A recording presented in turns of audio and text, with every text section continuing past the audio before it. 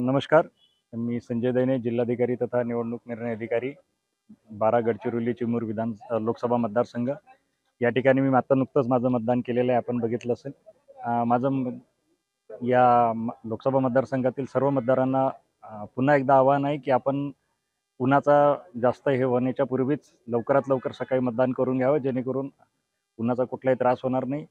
आपण यापूर्वी सांगितल्याप्रमाणे मागच्या लोकसभेत आपण राज्यात सर्वात जास्त विक्रमी संख्येने मतदान केलं होतं. यावेळेस आपण तोही विक्रम काढून 80% पेक्षा जास्त संख्येने मतदान करून एक नवा विक्रम राज्यातच नव्हे तर देशात प्रस्थापित करावा, असं मी पुन्हा एकदा आपणा सर्व मतदारांना आवाहन करतो. 3 दिवसापूर्वीच 15 तारखेला माझ्या वडिलांचं दुःखद निधन झालं.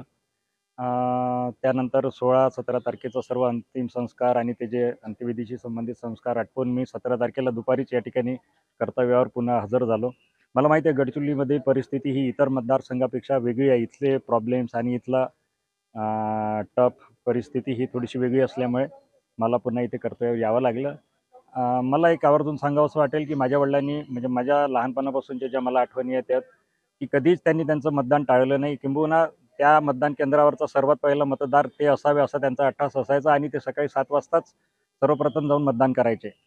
त्यांनी कधीही त्यांच्या आयुष्यात मतदान चुकवलं नाही.